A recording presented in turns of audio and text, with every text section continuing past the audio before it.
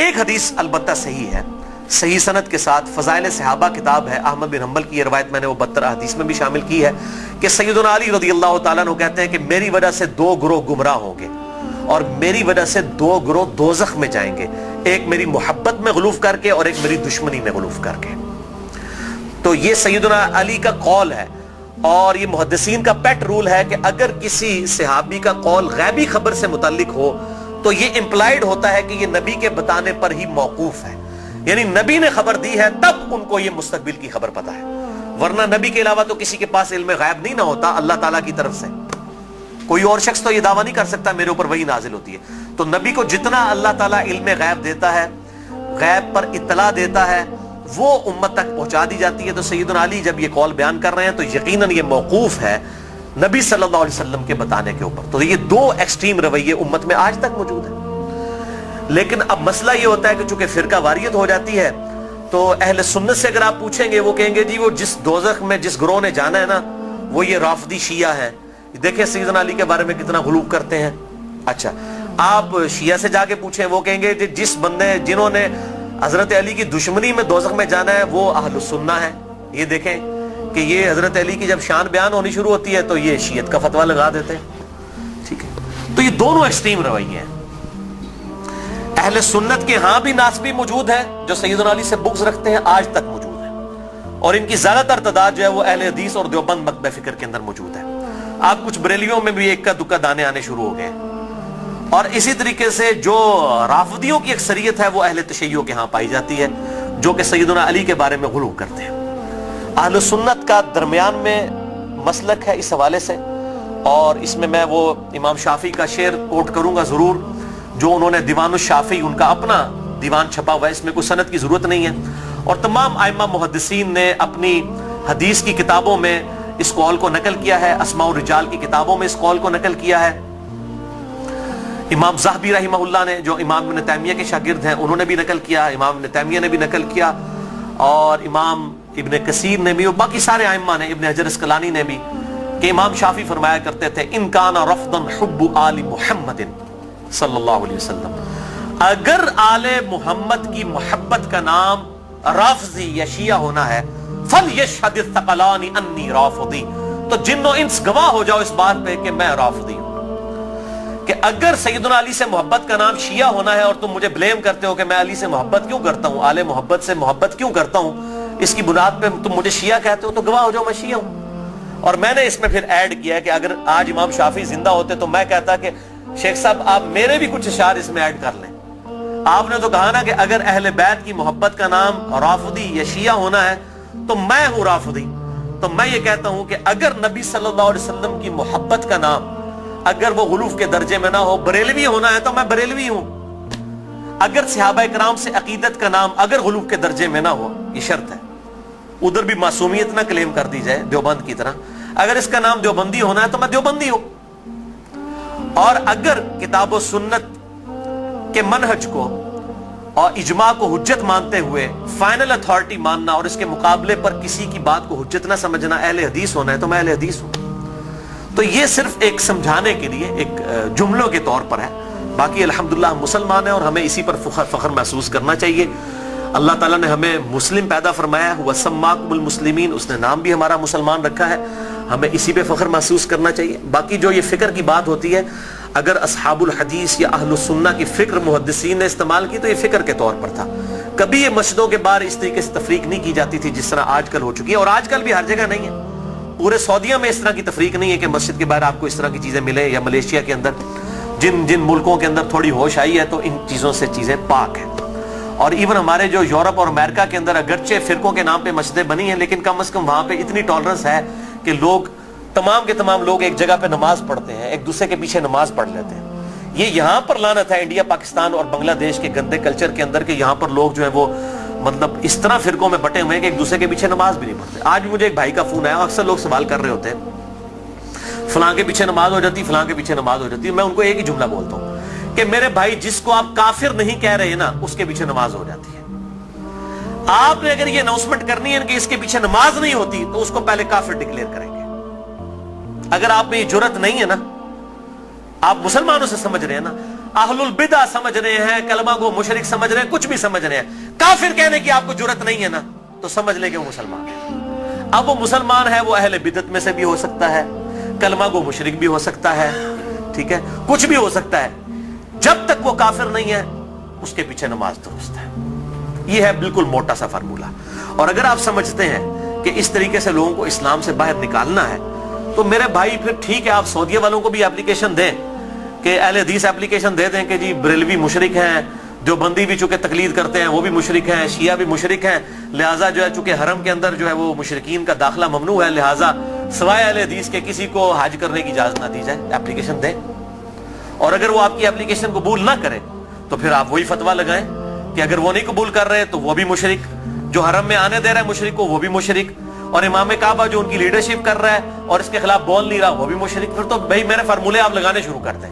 असल में सबको ये बात पता है, ये तकरीरों में जोश में आके किताबों में इस तरीके से जोश में चीजें लिख देते हैं, पता इनको भी है कि इस्लाम से नहीं निकाला जा सकता। जिनको इस्लाम से निकालना था ना, उम्मत ने इत्तेफाक करके उनको इस्लाम से निकाल दिया है, वो है कादियानी। उनके बारे में सब ने इत्तेफाक किया हुआ है। अगर कोई कादियानियों के अलावा किसी मुसलमान के फिरके को जो इंडिया पाकिस्तान बांग्लादेश में पाया जाता है काफिर समझता है, तो भाई एप्लीकेशन पुट करे, आप देखें जरा फिर के साथ होती क्या है। अहले हदीस के खिलाफ पुट करेंगे ना, वो सारों के बाबों का चट्टा बट्टा खोल देंगे। आप बरेलवियों के खिलाफ पुट करेंगे, बरेलवी अहले हदीस देवबंद शिया के बाबों का चट्टा बट्टा खोल देंगे। शिया के खिलाफ पुट करेंगे ना, वो इनके सारे बाबों को नंगा कर देंगे। जो बंदियों के खिलाफ बात करेंगे वो इनके बाबों को नंगा कर देंगे। क्यों? कि सबके पास थोक के हिसाब से एक दूसरे के खिलाफ गुमराह कुन नजरियात जो है ना किताबों के अंदर मौजूद है। ठीक है, ये इतना सीधा मामला नहीं है इसको जिस तरीके से समझा जाता है। तो ये मेरे भाइयों बहुत क्रिटिकल इशू है। जिसको आप काफिर नहीं कह रहे उसके पीछे आपकी नमाज बिल्कुल दुरुस्त है।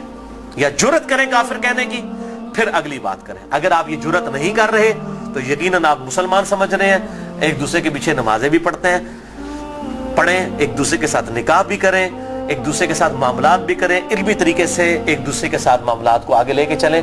बाकी तो हालत ये हो चुकी है मेरे भाई के यहां तो एक फिरके के जो लोग हैं उनमें कितनी पार्टी बाजी है।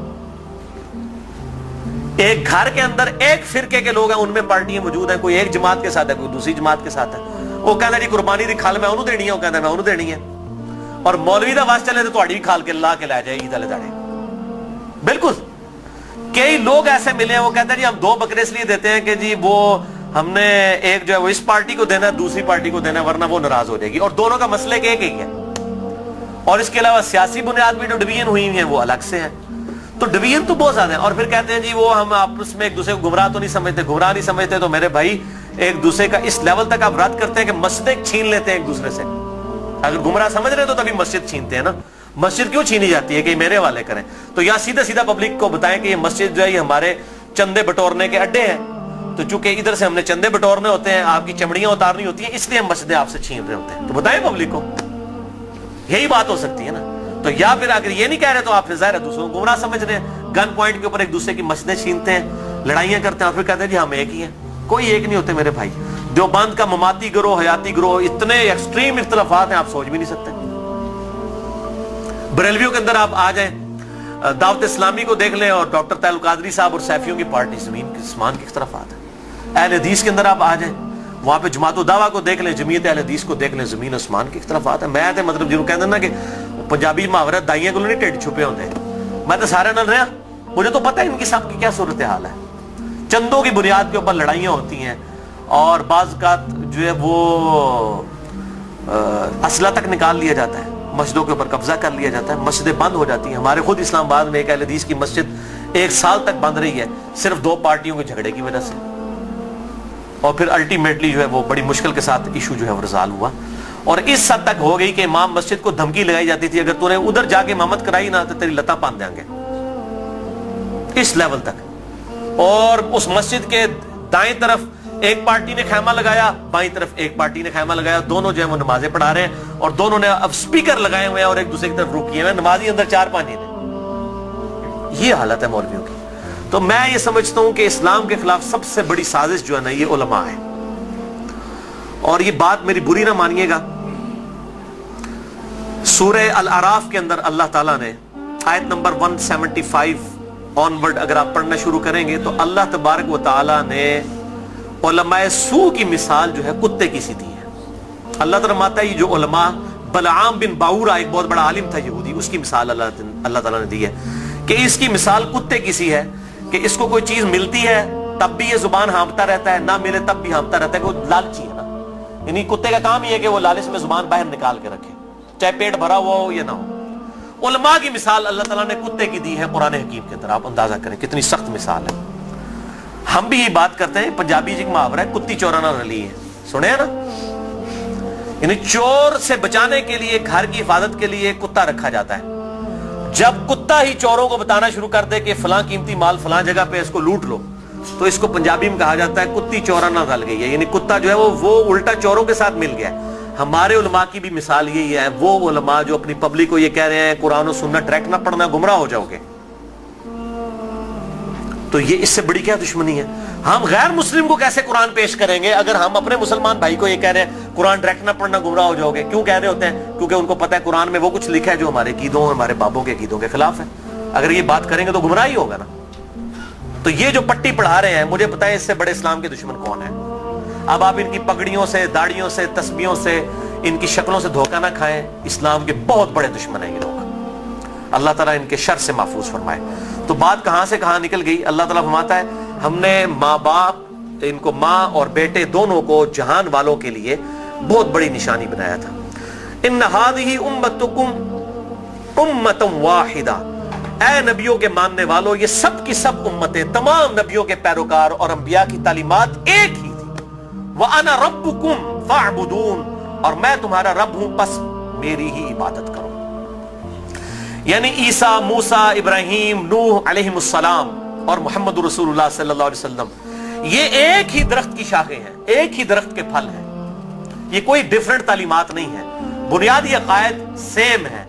ہاں وقت کے ساتھ ساتھ اللہ تعالیٰ نے شریعت کے اندر کچھ تبدیلی کی، لیکن بنیادی عقیدہ توحید سب کا سب ایک، اور وہی اللہ تعالیٰ نے بات کر دی. وَأَنَا رَبُّكُمْ، اور میں ہوں تمہارا رب، فَاعْبُدُونَ، پس میری عبادت کرو. وَتَقَطَّعُوا أَمْرَهُمْ بَيْنَهُمْ، مگر لوگوں نے پارا پارا کر دیا آپس میں دین کو. کُلٌّ إِلَيْنَا رَاجِعُونَ، سب کے سب کو لوٹ کر ہمارے پاس آنا ہے. اللہ تعالیٰ فرماتا ہے ہم نے ایک دین دیا تھا لیکن لوگوں نے فرقے بنا لیے. ایک تو یہ انبیاء کے نام پر یہ تقسیمیں ہوئیں، اور بعد میں پھر نبیوں کے ماننے والوں میں بھی بزرگوں کے نام پہ تقسیمیں ہو گئی. یعنی آج عیسائی، یہودی اور مسلمز نبیوں کے نام کے اوپر اپنے آپ کو ڈیوائیڈ کیا ہوا ہے نا، حالانکہ تعلیمات ایک ہیں. اور ہم کیوں اپنے آپ کو بہتر سمجھتے ہیں؟ ہم کسی نبی کا ڈینائی نہیں کرتے. لا نفرق بین احد من رسلی، ہم ایمان لانے میں کسی نبی میں فرق نہیں کرتے. لیکن یہودیوں کو دیکھیں، حضرت عیسیٰ کا انکار کرتے ہیں، محمد رسول اللہ کا انکار کرتے ہیں صلی اللہ علیہ وسلم.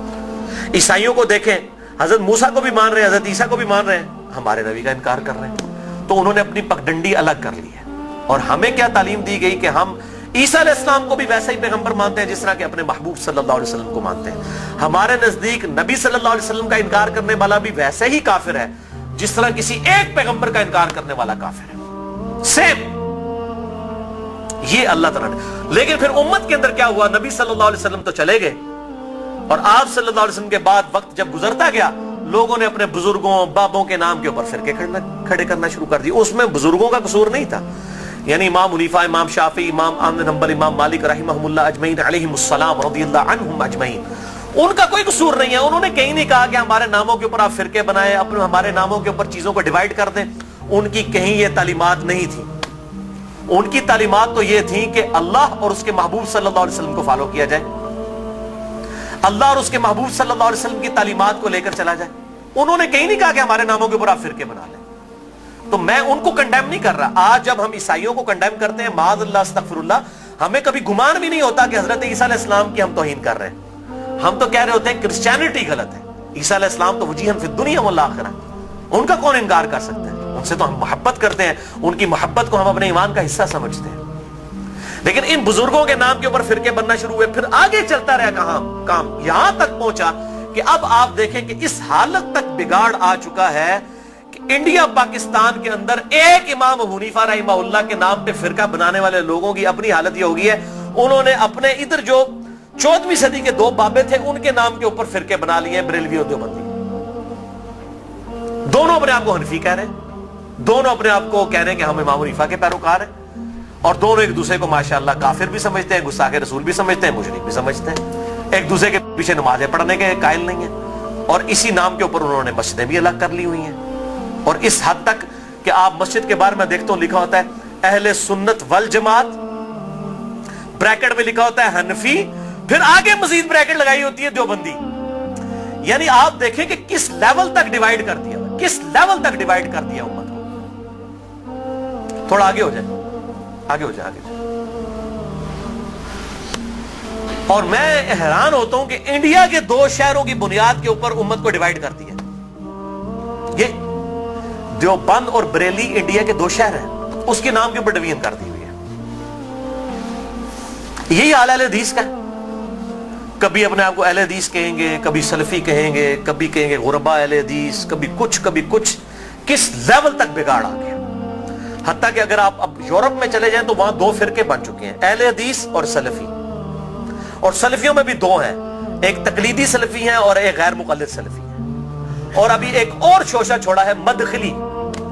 یہ ایک اور فرقہ جو ہے وہ عرب کے اندر نکلا ہے, جو کہ اپنے علاوہ سب کو کہتا ہے کہ یہ اہل حدیث سے خارج ہیں, ہم کوئی بہت بڑے اہل حدیث ہیں. یہی ہوتا ہے میرے بھائیوں, جب یہ پارٹی بازی شروع ہوتی ہے نا, اس کا انجام یہی ہوتا ہے. خدا کے لیے اس طرف واپس آ جائیں جہاں ہمارے محبوب صلی اللہ علیہ وسلم ہمیں چھوڑ کر گئے تھے.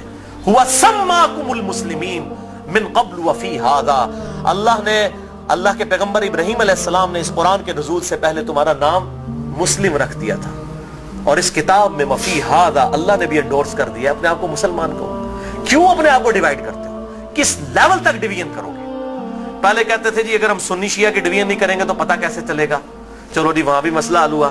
پھر آگے گئے جی نہیں اگر ہم حنفی شافعی مالکی حنبلی اہل حدیث نہیں کریں گے پتہ کیسے چلے گا, چلو وہاں بھی مسئلہ حل ہو گیا. پھر آگے نہیں جی اہل حدیث میں بھی اتنی پارٹیاں تھیں تو ہم سلفی کہیں گے تو تب پتہ چلے گا. میرے بھائی یہ جتنی دمیں لگائی ہوئی ہیں نا, میں ان کو دمیں کہتا ہوں, یہ آپ دمیں لگاتے چلے جائیں, اس کی کوئی اینڈ نہیں ہے, سوائے اس کے کہ امام مالک رحمہ اللہ کا قول ہے, وہ فرمایا کرتے تھے اس امت کے آخری حصے کی بھی ہدایت ویسے ہی ہوگی جس طرح کے ابتدا کے حصے کی ہوئی تھی. صحابہ کرام علیہم رضوان, اہل بیت, بریلوی, دیوبندی, اہل حدیث, شیعہ, اہل سنت اس تفریق سے بہت بالا تھے. آج بھی الحمدللہ وہ مسلمان اس پیٹرن کے اوپر. مجھے کہتے ہیں لوگ جی وہ آپ کس فرقے سے ہیں, میں کہتا ہوں جی میں اس گروہ میں شامل ہوں. فرقہ تو ہے ہی اسلام میں حرام, ٹھیک ہے. اللہ تعالیٰ نے واضح طور پہ فرما دیا ہے کہ ان الذین فرقوا دینہم وکانوا شیعا لست منہم فی شیء. اے نبی جنہوں نے دین میں فرقے بنائے اور اپنے آپ کو گروہوں میں بانٹ لیا, آپ کا ان سے کوئی تعلق ہی نہیں ہے. سورۃ الانعام آیت نمبر 159. اس طریقے سورہ آل عمران کے اندر ہے واعتصموا بحبل اللہ جميعا ولا تفرقوا. اللہ کی رسی یعنی قرآن کو, صحیح مسلم میں آتا ہے غدیر خم کی حدیث میں کہ یہ قرآن ہے اللہ کی رسی, اس کو مضبوطی سے پکڑ لو, فرقوں میں مت بٹو. پھر پوچھ رہے ہوتے ہیں فرقہ کون سا ہے, تو میں پھر آخر میں تنگ آ کے کہتا ہوں میرے بھائی میرا وہی گروہ ہے جو صحابہ کرام کا تھا. اگر صحابہ بریلوی تھے تو میں بریلوی ہوں, اگر صحابہ دیوبندی تھے تو میں دیوبندی ہوں, اگر صحابہ اہل حدیث تھے تو میں اہل حدیث ہوں, اگر وہ شیعہ تھے تو میں شیعہ ہوں. وہ کہتے ہیں نہیں جی صحابہ تے مسلمان ہی سن, لیکن ہون لوڑ پیندی ہے. تو میں کہتا ہوں میرے بھائی آج ضرورت کس طرح پڑ رہی ہے؟ اگر آج ضرورت پڑ رہی ہے تو نبی صلی اللہ علیہ وسلم کا کام تھا یہ امت کو بتا کے جاتے کہ میرے بعد یہ ہوگا تو جو اس فرقے کا نام ہوگا وہ صحیح ہوگا. بتائیں, صرف ایک بات آپ نے فرمائی, الجماعہ کو پکڑ لینا, امت کی مین سٹریم کو. اور میں آپ کو بتاؤں امت کی مین سٹریم جو ہے نا, عام مسلمان, وہ فرقہ واریت سے بالکل لا تعلق ہو چکا ہے. اور خصوصاً ابھی جو نیو مسلم ہے وہ اپنے آپ کو مسلمان محسوس کرنے میں ہی فخر محسوس کرتے ہیں الحمدللہ. تو اللہ تعالی ہمیں توحید پر بھی کاربند رکھے اور توہین رسالت سے بھی بچائے, نبی صلی اللہ علیہ وسلم کی سچی عقیدت نصیب فرمائے, اپنی موت سے پہلے اپنی قبر و آخرت کی تیاری کرنے کی توفیق عطا فرمائے. سبحانک اللہم وبحمدک اشہد ان لا الہ الا انت استغفرک واتوب الیک وما علینا الا البلاغ المبین.